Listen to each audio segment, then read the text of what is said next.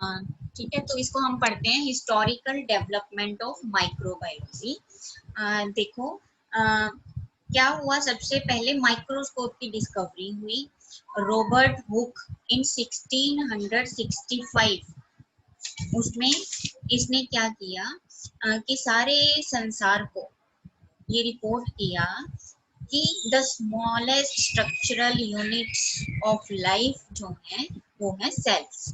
उसने क्या किया कि थिन स्लाइस ऑफ कोर्क बनाया और उसको माइक्रोस्कोप जो उसने डिस्कवर किया था उसके नीचे उसने उसको चेक किया, तो उसको छोटे छोटे बॉक्सेस नजर आए। इन बॉक्सेस को उसने क्या नाम दिया, सेल्स नाम दिया। और जो ल्यूवेनहुक है, एंटोनी ल्यूवेनहुक, है ना, उन्होंने क्या किया, एंटोनी ल्यूवेनहुक ने क्या किया, ये जो एंटोनी वैन ल्यूवेनहुक है, इन्होंने अपने इस टाइम में, ये जो टाइम शो किया हुआ है 1632 टू 1723, इसमें इन्होंने एक्चुअली प्रूव किया कि माइक्रो ऑर्गेनिजम्स जो है वो एग्जिस्ट करते हैं। इन्होंने क्या किया कि सिंपल लेंस माइक्रोस्कोप यूज किया जिसकी मैग्निफिकेशन 300 टाइम्स, जो इन्होंने अपना माइक्रोस्कोप खुद डिजाइन किया ल्यूवेनहुक ने। अपने आप इनको शौक था ये माइक्रोस्कोप बनाने का, लेंसेज बनाने का, तो उन्होंने सिंगल लेंस माइक्रोस्कोप यूज करके 300 टाइम्स उसकी मैग्निफिकेशन, किसी भी चीज की मैग्निफिकेशन बढ़ा के उसने micro organisms first time observe किए और सारे पूरे वर्ल्ड को उसने इस इनविजिबल वर्ल्ड के बारे में बताया। ठीक है, हम सबको उसने बताया कि वो छोटे छोटे जीव भी हैं जो हमें आंखों से दिखाई नहीं देते, है ना, नहीं देते हैं। तो फिर उसने क्या किया कि अपनी जो royal society in London, London में एक रॉयल सोसाइटी है, इसमें आपको थोड़ा बताया होगा, आगे हम इनके बारे में डिटेल्स में पढ़ेंगे। तो उसमें उसने अपने लेटर्स डाल डाल के, पब्लिकेशंस डाल डाल के उसने सारी दुनिया को ये बताया कि जो ये छोटे छोटे माइक्रो ऑर्गेनिजम्स हैं ये एनिमल्क्यूल्स होते हैं। एनिमल्क्यूल्स, ANIMAL, एनिमल, क्यूल्स, CULES, मतलब इनका ये वो मॉलिक्यूल्स हैं जो लिविंग है। छोटे मॉलिक्यूल्स क्या होते हैं बच्चे, एटम्स और मॉलिक्यूल्स क्या होते हैं, बहुत छोटे छोटे यूनिट्स होते हैं ना, ये बहुत स्मॉल यूनिट्स होते हैं जिनको हम देख भी नहीं सकते, है ना। उनसे मिलके एलिमेंट बनता है या कोई भी नॉन लिविंग थिंग्स बनती है, लिविंग थिंग्स। और बायोमोलिक्यूल्स आपने पढ़े हुए हैं, जो लिविंग मॉलिक्यूल्स है वो भी इन छोटे छोटे मॉलिक्यूल से मिलके बनते हैं। तो जो ये माइक्रो ऑर्गेनिजम्स हैं इनको ये एंटोनी वैन ल्यूवेनहुक जो है इन्होंने क्या नाम दिया, एनिमल क्यूब्स, एनिमल क्यूब्स, याद रखना आपने। ठीक है, तो मतलब इन्होंने ये सबके सामने ये बताया कि हाँ जी माइक्रो ऑर्गेनिज्म एग्जिस्ट करते हैं। तो माइक्रोस्कोप की डिस्कवरी से पहले इनकी एग्जिस्टेंस का लोगों को पता नहीं था। ठीक है, वो अब स्पॉन्टेनियस जनरेशन ऑफ लाइफ जैसे मैं आपको बता रही थी वो क्या होता है इसमें कि लोग अंधाधुंध विश्वास, ऐसे ही एक होता है ना कि कुछ मान लेना, कि जैसे देखो बारिश होती है तो बारिश में छोटे छोटे केंचुए बनने शुरू हो जाते हैं, मेंढक आ जाते हैं, देन जैसे ये फ्लाईज होती हैं, कई कीड़े पतंगे ऐसे होते हैं जो रेनी सीजन में निकल के सामने आते हैं। तो लोग सोचते हैं कि ये जो रेन होती है ना, मतलब ये जो नेचर है इसमें अपने आप ही ये जो जीव है अपने आप ही पैदा हो जाते हैं, है ना, वो ऐसे मानते थे। तो माइक्रो ऑर्गेनिजम्स के लिए भी लोग ना ये सोचने लगे ये जो चीजें हैं ये अपने आप ही पैदा हो जाती हैं। उनको ये नहीं था कि ये पैदा होने के लिए पहले कोई लिविंग सिस्टम ही चाहिए, मतलब ये एक प्रॉपर रिप्रोडक्शन को फॉलो करके ही ये आगे इनकी मल्टीप्लिकेशन होती है। मतलब पहले एग्जिस्ट कर रही थी लाइफ, उसी में से नई लाइफ जनरेट हुई है। बट वो सोचते थे कि नहीं बारिश हो रही है ना, तो वो रेन में अपने आप ही डेवलप हो रहे हैं जो माइक्रो ऑर्गेनिज्म। तो देखो इट इज मोर, मैं आपको यहाँ पे रीडिंग दे रही हूँ, इट इज मोर और less a gospel truth that in science the ultimate credit glory and fame goes to the one who actually succeeds to convince the world। कह रहे इस साइंस में, साइंस फील्ड में जो है एविडेंसेस चाहिए होते हैं, प्रूफ चाहिए होते हैं, और उसी वही पर्सन जो है वो सक्सीड होता है, उसी को सक्सेस मिलती है जो पूरे संसार को कन्विंस कर पाता है अपनी उस डिस्कवरी से, है ना। And not to one who first had conceived the original concept and idea।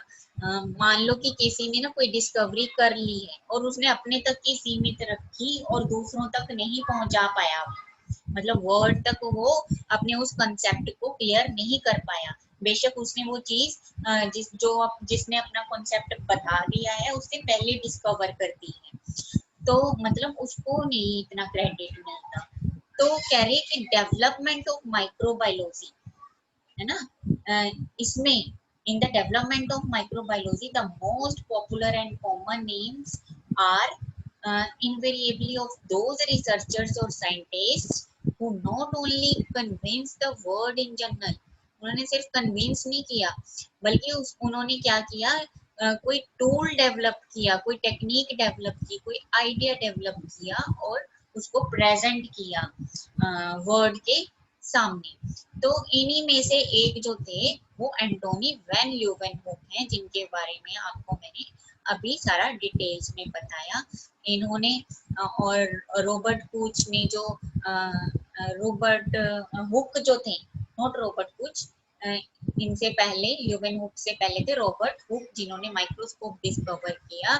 उन्हीं से थोड़ा उन्होंने हेल्प लेके माइक्रोस्कोप बनाना सीखा और इनका अपना इंटरेस्ट था। ये क्लॉथ मर्चेंट थे, ये जो ल्यूवेनहुक थे ना क्लॉथ मर्चेंट थे, और इन्होंने देखो कैसे इनका अपना शौक था, उसी शौक में से इन्होंने जो है देखो इतनी सक्सेस हासिल की।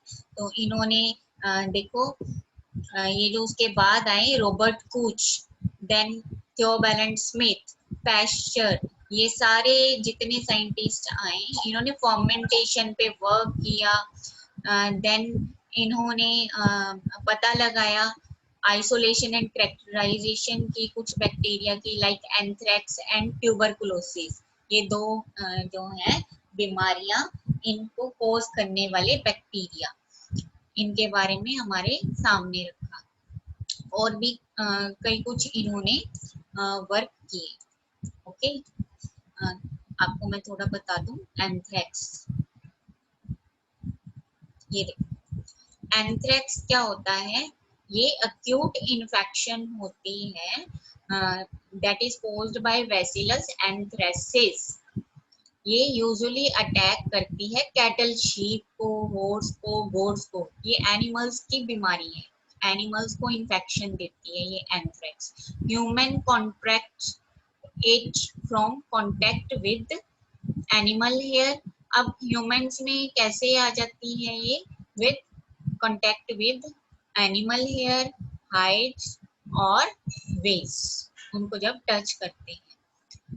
ऐसे ट्यूबरकुलोसिस हैं, ये माइकोबैक्टीरियम ट्यूबरकुलोसिस जो ट्यूबरकल बैसिलस है उसके थ्रू जो है इन्फेक्शन लंग्स में उनको एब्सेस कोज कर देती है, लंग्स के जो सेल्स हैं उनकी नेक्रोसिस कर देती है, नेक्रोसिस मीन्स सेल डेथ करवा देती है। देन जो है फाइब्रोसिस या फिर कैल्सिफिकेशन या एब्सेस ये कोज कर देती है।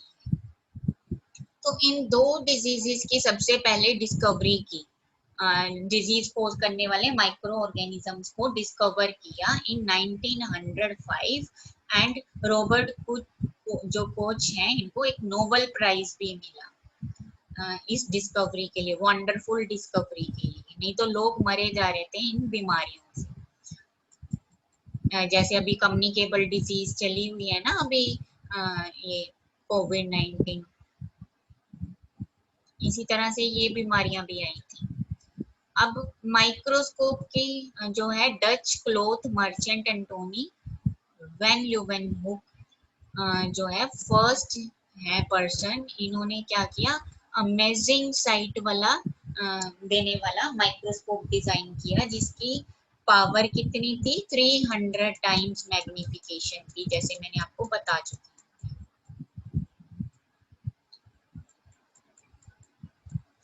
इन्होंने अपना जो डिस्कवरीज हैं उनको इन्होंने ये देखो रॉयल सोसाइटी ऑफ लंदन में अपने सीरीज ऑफ लेटर्स के थ्रू इंफॉर्मेशन कन्वे की to the world. Okay, the earlier observation of microorganisms were made duly by several researchers chronologically। अब देखो क्रोनोलॉजिकल ऑर्डर में स्टेप बाय स्टेप जो order follow किया इस माइक्रो ऑर्गेनिजम्स को observe करने में, वो क्या थे, किन किन पर्सन्स ने, किन किन साइंटिस्ट ने अपना रोल प्ले किया। अब देखो सबसे पहले जो पर्सन थे वो थे रोगर बैकहोम। इन्होंने इस टाइम पीरियड में 1220 to 1292 इन्होंने first ever postulated that a disease is caused by invisible living creatures। इन्होंने सबसे पहले दुनिया के सामने रखा, बट ये ना प्रूफ नहीं दे पाए, इसीलिए इनका नाम छुप गया, है ना। ये साइंटिस्ट एविडेंसेस नहीं वर्ल्ड के सामने रख पाए, इसीलिए इनको कोई इतना जानता नहीं है। तो इन्होंने पहली बार ये बोला था कि ये जो बीमारियां हो रही हैं ये जरूर कोई इनविजिबल चीज होगी, क्रिएचर होगी, जिनकी वजह से हो रही है। इसके बाद आगे गिरोलैमो फ्रेकेस्टोरो एंड एंटोन वॉन प्लेंसिस, इन्होंने अपने इस टाइम में, है ना, इन दोनों रिसर्चर्स ने सिमिलर ऑब्जर्वेशंस बनाई और यही सुजेशन दिए, है ना, कि ऐसे ही होता है। उन्होंने कुछ एविडेंसेस भी बनाए, है ना, बट विदाउट एनी, कुछ एविडेंसेस नहीं बनाए without any experimental concrete evidences और प्रूफ्स। इनका भी यही मानना था कि कुछ जो है इनविजिबल थिंग्स हैं जो ये डिजीज कोज कर सकती है।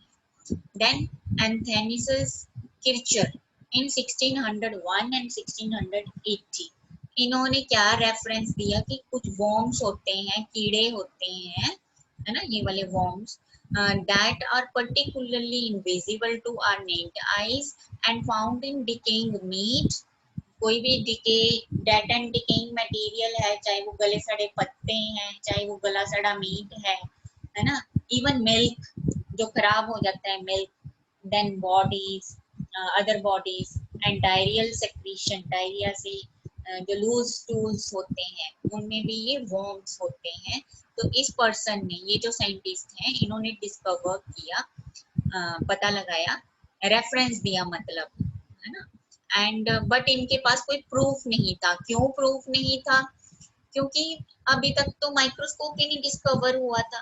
तो माइक्रोस्कोप को फर्स्ट टाइम जब रॉबर्ट हुक ने डिस्कवर किया इन 1665, है ना, जैसे मैंने आपको बताया, तो उसने जब सेल की डिस्कवरी की, जब भी हम पढ़ते हैं ना बायोलॉजी तो सेल से स्टार्ट करते हैं, तो सेल को डिस्कवर करने वाला जो फर्स्ट पर्सन है दैट इज रॉबर्ट हुक। तो उसकी डिस्कवरी के बाद ये बाकी के साइंटिस्ट जो हैं उन्होंने माइक्रो ऑर्गेनिजम्स का जो ये इनविजिबल ऑर्गेनिजम्स हैं इनका वर्ड जो है विजुअलाइज किया, उसको देखा और संसार को बताया कि ये होते हैं छोटे छोटे जीव। अब देखो एंटोनी वैन ल्यूवेनहुक का आ गया। इसके बाद इन्होंने initiated the task of microscope making through his inherent hobby of lens making, and during his lifespan stretching over to 89 years, इतने साल तक भी उसने अपने 89 साल के हो गए, है ना, उन्होंने डिजाइन किए कई सारे माइक्रोस्कोप, 250 माइक्रोस्कोप से भी ज्यादा माइक्रोस्कोप उसने डिजाइन किए, and most powerful one could magnify, और उनकी मैग्निफिकेशन की रेंज जो है 300 टाइम्स तक ही थी। इससे ज्यादा नहीं थी। और जो आजकल के हम जो कंपाउंड माइक्रोस्कोप यूज कर रहे हैं वो है, उनकी पावर देखो इतनी है 1000 to 300 टाइम 3000 टाइम्स। देखो कितनी ज्यादा है मैग्निफिकेशन सिंपल माइक्रोस्कोप से। सिंपल माइक्रोस्कोप डिजाइन किया था ना एंटोनी वैन ल्यूवेनहुक ने, मोर देन 200 250 टाइप्स के जो इन्होंने माइक्रोस्कोप डिजाइन किए। अब देखो लोगों का जो मानना था कि अपने आप ही जी माइक्रो ऑर्गेनिजम्स जो हैं, ये छोटे छोटी क्रिएचर्स हैं, ये अपने आप ही ग्रो कर जाती हैं, है ना। नॉन लिविंग थिंग से मिट्टी में अपने आप ही जीव पैदा हो जाते हैं पानी से, बारिश के पानी से, ऐसी ऐसी धारणाएं थी। तो इनको मतलब कोरिलेट करना था लिविंग जो है बायोजेनेसिस के साथ, कि नहीं ये लाइफ से ओरिजिनेट हुए हैं माइक्रो ऑर्गेनिजम्स, ना कि अपने आप जनरेट हुए हैं। तो देखो इसमें क्या क्या रोल है इन साइंटिस्ट का, तो ये सारा डिस्कशन में बताया हुआ है। हिस्ट्री आपके सिलेबस में है, इसको पढ़ लेना अच्छे से। देखो हिस्ट्री किसी चीज की जब तक हमें पता नहीं होगी, हमें इंटरेस्ट नहीं पैदा होता उस सब्जेक्ट को पढ़ने का। So wonderful discovery of microbes both generated and spurred and of interest not only in the fundamental origin of living things but also augmented argument and speculation alike। जैसे माइक्रोब्स की discovery में जो बाकी के scientist थे, सब में interest बना कि we also have to work on living things, है ना, जैसे उनमें ऐसा आया, है ना। बट उसके साथ साथ कुछ आर्ग्यूमेंट्स भी निकल के आए, है ना। तो वो आर्ग्यूमेंट्स जो हैं उनको कैसे कैसे ये साइंटिस्ट जो हैं हमारे एविडेंसेस देते रहे। एक साइंटिस्ट ने कोई डिस्कवरी की, दूसरे साइंटिस्ट ने बोला कि नहीं ऐसे नहीं होता, ऐसे होता है, ठीक है। तीसरे साइंटिस्ट ने उसको और अच्छा बताया। ऐसे ऐसे किसी दूसरे के काम को पहले दूसरे वाला जो साइंटिस्ट है वो पहले वाले साइंटिस्ट के वर्क को, उसकी पूरी हिस्ट्री को पूरा पढ़ता है, फिर वो नई डिस्कवरी की तरफ मुड़ता है।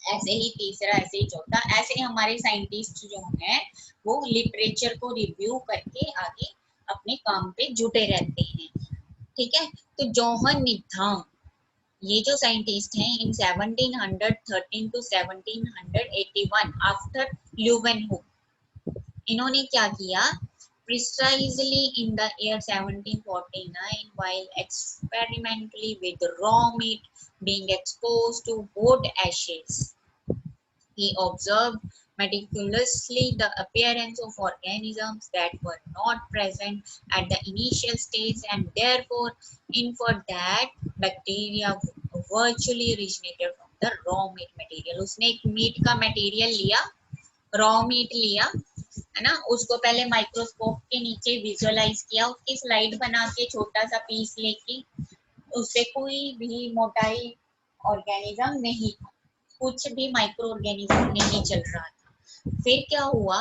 कि जैसे ही उसने उसको ऐसे ही पड़ा रहने दिया, कुछ दिन मीट को ऐसे ही पड़ा रहने दिया, कुछ दिनों बाद उसने फिर से ऑब्जर्व किया, तो देखा उस पे तो छोटे छोटे कुछ माइक्रो ऑर्गेनिजम्स जो हैं, मोटाइल ऑर्गेनिजम्स जो हैं उस पे दिखाई दिए। तो उसको पता चला कि इसमें कुछ ग्रो कर गया है जो पहले नहीं था, वो चीज इस पे आ गई है जो पहले नहीं थी। फिर उसने उसको पूरा मैग्निफिकेशन वाले लेंस वगैरह यूज करके उसने उसका पता लगाया कि ये जो मोटाइल ऑर्गेनिज्म है ये क्या है, तो उसने बैक्टीरिया पता लगाया कि वो बैक्टीरिया है, ठीक है। तो इस तरह से बैक्टीरिया की उसने डिस्कवरी की।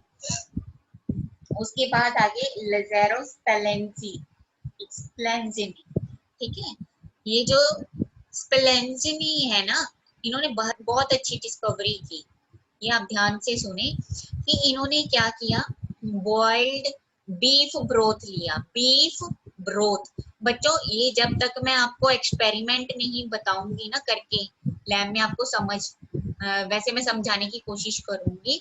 क्या होता है ब्रोथ, क्या होता है, ये न्यूट्रिशन होती है माइक्रो ऑर्गेनिजम्स की। जैसे हमारी न्यूट्रिशन है फूड हो गया ना, जैसे जूस हो गया, मान लो जूस, हम जूस का एक गिलास पी रहे हैं तो उससे हमें कितनी एनर्जी मिल रही है। ऐसे जो ब्रोथ है ये क्या होता है, ये इन माइक्रो ऑर्गेनिजम्स का जूस होता है, माइक्रो ऑर्गेनिजम्स का जूस होता है, मान के चलो। तो बीफ ब्रोथ क्या है? जो बीफ होता है इसको मीट बोलते हैं। बीफ होता है काऊ का या फिर ये बुफेलो का, इनके मीट होते हैं, उनको बीफ बोलते हैं। तो बीफ पाउडर आता है हमारे पास लैब्स में, पाउडर आता है, बीफ एक्सट्रैक्ट आता है। उस बीफ एक्सट्रैक्ट को पानी में घोल के एक ब्रोथ बनाया जाता है, जूस टाइप कुछ बनाया जाता है। उस ब्रोथ में माइक्रो ऑर्गेनिजम्स के स्ट्रेन डाले जाते हैं, फिर देखा जाता है माइक्रो ऑर्गेनिजम्स ग्रो करते हैं या नहीं करते हैं। तो इस साइंटिस्ट ने, स्प्लेंजिनी ने क्या किया कि वो बीफ ब्रोथ बनाया, मतलब मीट का जूस बनाया, और उसने क्या किया, उसको 60 मिनट्स के लिए बॉईल किया, 60 मिनट तक बॉईल किया उसको, 1 घंटे के लिए।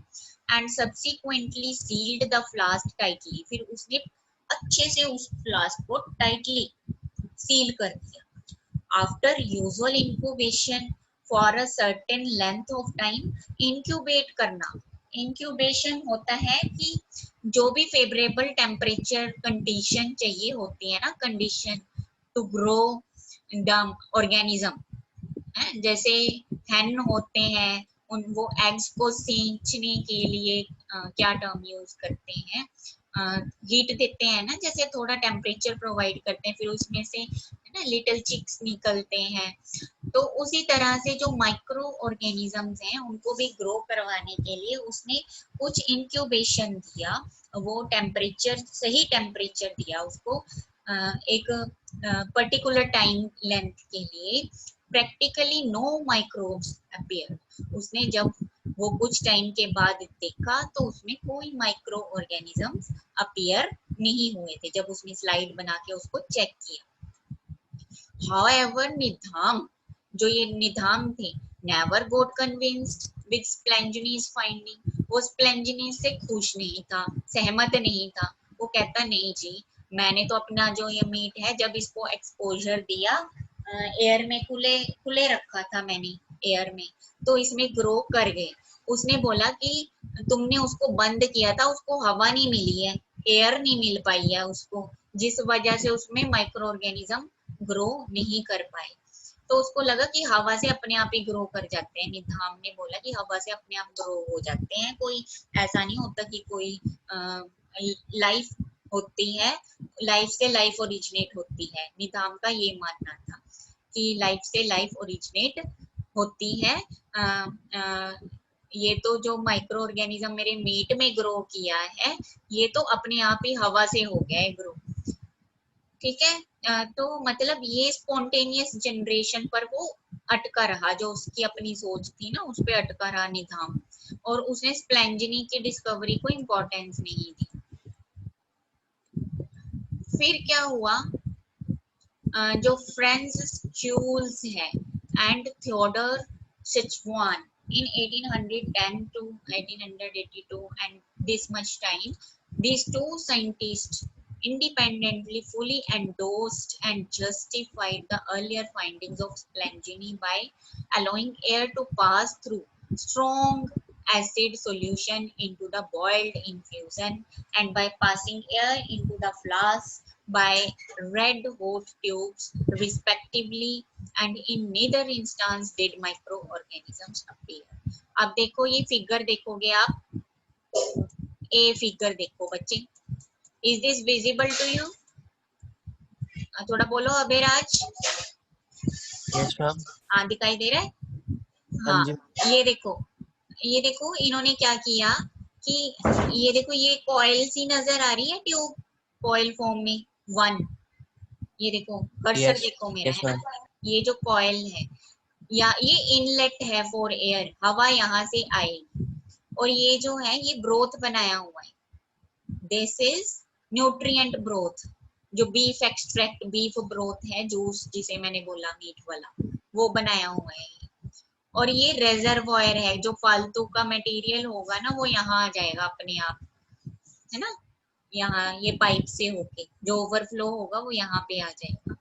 और यहाँ ये देखो नीचे जो है ये क्या है, यहाँ पे हीट प्रोवाइड करके, यहाँ से देखो हीट निकल रही है, जो ये जो ऊपर कॉइल बनी हुई है इसको रेड हॉट कर रही है, इतना इसमें से आग निकल रही है।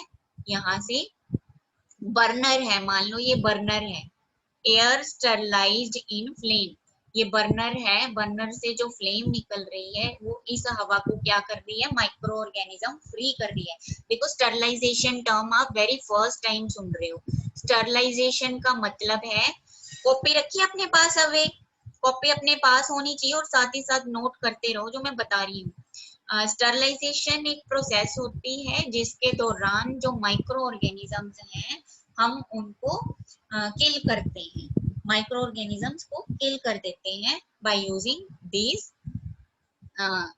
जो है sterilisation processes. One of the sterilisation processes heating, देखो हीट करके क्या कर रहे हैं, इस कॉइल में जो एयर एंटर कर रही है ना वो कॉइल में काफी देर तक रिटेन्ड रह रही है और हीट रेड हॉट हो गई है ये कॉइल्स, जो उसको हीट को स्टरलाइज कर रही है, उसमें जो माइक्रो ऑर्गेनिज्म है वो मर रहे हैं।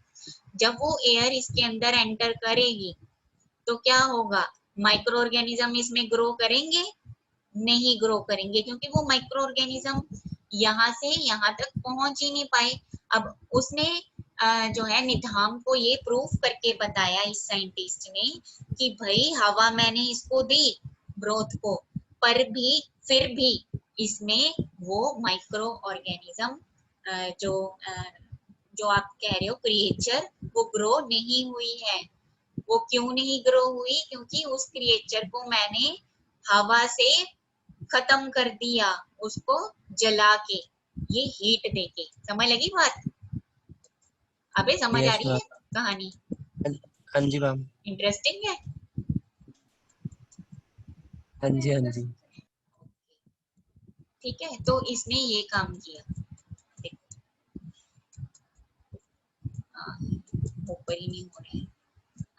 ठीक है, ये फ्रेंच क्यूल्स एंड थियोडोर, ये दोनों साइंटिस्ट ने मिलके ये रेड हॉट ट्यूब्स वाला एक्सपेरिमेंट किया, रेड हॉट ट्यूब्स वाला, और उसने निधाम को बताया कि सप्लेंजनी जी जो है ये साइंटिस्ट सही बात बता रहे हैं। उसके बाद देखो ये वाले scientist, sorry, H Groder and T von Dust, इन्होंने देखो carried out a more logical and convincing experimental design by passing air by cotton fibers so as to prevent the bacterial growth, and thus it ultimately initiated and gave rise to a basic technique, plugging। बच्चों जब हम experiment करते हैं ना lab में, microbiology की lab में, वहां पे एक टेक्निक यूज की जाती है प्लगिंग, हम कॉटन प्लग्स बनाते हैं, है ना। अब चलो लैब में आप आते तो मैं आपको बताती कैसे वो प्लग्स बनाते हैं। कि हमने क्या करना है कि कोई ब्रोथ बनाना है लैब में, न्यूट्रिएंट ब्रोथ बनाना होता है, और उसको स्टरलाइज करके, जैसे ही हम उसको ऑटोक्लेविंग से स्टरलाइजेशन देते हैं। बच्चों स्टरलाइजेशन पढ़ा है आपने, स्यूटिक्स में पढ़ाया है मैम ने यस मैम। पिछली क्लासेस में। जी जी मैम। हाँ, तो पता क्या, ऐसे मुझे मुश्किल हो जाएगी आपको समझाना माइक्रोबायोलॉजी अगर आपने स्टरलाइजेशन नहीं पढ़ा है ना। तो हमने क्या किया, जो वो ब्रोथ बनाया, तो हवा में देखो ढेर सारे माइक्रो ऑर्गेनिजम्स होते हैं, वो माइक्रो ऑर्गेनिजम्स किल हो जाएं, तो इसके लिए हमें उसको ऑटोक्लेविंग से क्या किया, उस ब्रोथ को हमने स्टरलाइज कर लिया। बट ऑटोक्लेविंग करने से पहले हमने उसको सील किया अच्छे से कॉटन प्लग्स के साथ। ये कॉटन प्लगिंग आपको सिखाई है मैम ने, ऑटोक्लेव यूज करने बताए हैं कुछ, याद नहीं है मैम इतना। नहीं याद है। कोई फ्लास्क ली हमने, कोनिकल फ्लास्क, उसमें हमने ब्रोथ बनाया, न्यूट्रिएंट ब्रोथ, और हमने कॉटन ली और कॉटन का रोल बना के उसका जो माउथ है, फ्लास्क का माउथ है, अच्छे से उसको प्लग कर देना है। तो ये टेक्निक हम अभी भी यूज कर रहे हैं, जो ये इन एस्ट्रोग्रोकर ने बनाई, क्योंकि कॉटन एक फिल्टरेट है।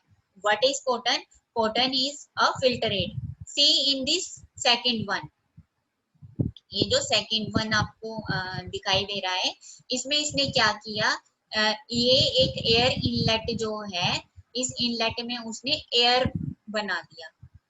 सॉरी कॉटन प्लग बना दिया, कॉटन प्लग डाल दिया और जो हवा है वो मूव करेगी उस कॉटन से फिल्टर होके, फिर वो एंटर करेगी। इसमें भी उसने देखा कि माइक्रो ऑर्गेनिज्म ग्रोथ में ग्रो नहीं हुए हैं क्योंकि वो कॉटन से फिल्टर हो गई है जो जितने भी माइक्रो ऑर्गेनिजम्स हैं। और इसके बाद इसने कुछ टेस्ट भी लगा के देखे। उसने क्या किया, उस कॉटन को टेस्ट किया जब, तो उसने देखा कि सारे की सारी माइक्रो ऑर्गेनिजम्स जो हैं वो कॉटन में विजुअलाइज हो रहे हैं, वो कॉटन में रिटेन हो गए हैं। तो ये भी एक प्रूफ दिया उसने निधाम को कि ये स्पॉन्टेनियस जनरेशन नहीं है, ये बायोजेनेसिस है। Okay, we are studying here spontaneous generation versus biogenesis, वो हम पढ़ रहे हैं।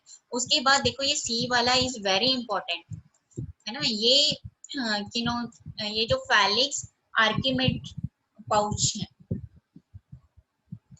है ना, पाउचेट है, इन्होंने क्या किया, revived once again the concept. इन्होंने क्या किया, फिर से रिवाइज की इस प्रोसेस को, सब कुछ, है ना। फिर उसके बाद पैस्चर आए। पैस्चर ने क्या किया, बहुत इंपॉर्टेंट टेक्निक हमारे सामने रखी। ये वो पैस्चर है जिन्होंने सॉरी सॉरी ये वो पैस्चर हैं जिन्होंने एंटीबायोटिक्स की डिस्कवरी की। Do you know about that pasture? सुना है उनके बारे में, लुईस पैस्चर? यस मैम, सुना हुआ है। So carried out a number of experiments that virtually helped in concluding the ongoing argument once for all time. Pasteur designed a flask having a long and narrow goose neck. goose जो होता है ना, ये एक animal होता है ना, ये एक एनिमल होता है। इसकी नेक जो होती है वो इस तरह की होती है, सी इस तरह की, है ना। ऐसी नेक वाले जो एनिमल होता है उसको गूस बोलते हैं। बत्तख होती है एक तरह की ओस।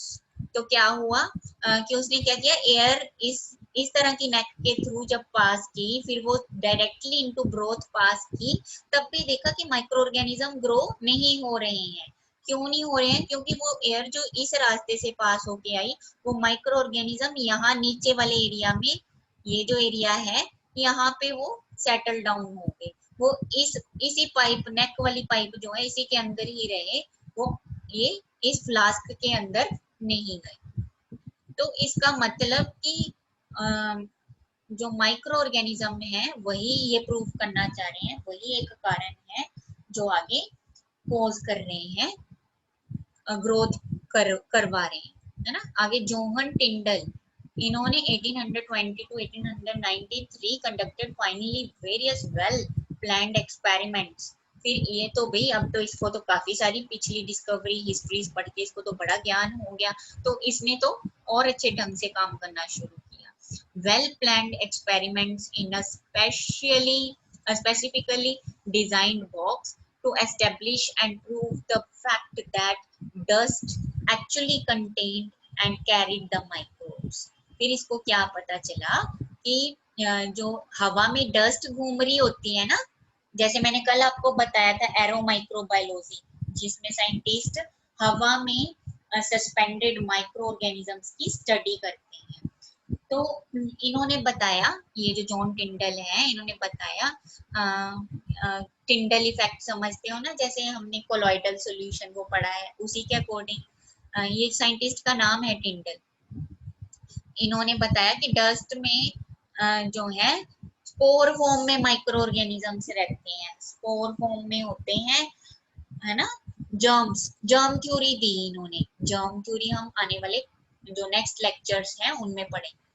He subsequently demonstrated beyond any reasonable doubt that in a particular situation whereby absolutely no dust was present, the sterile nutrient growth could remain free of any sort of microbial growth for an indefinite length of time।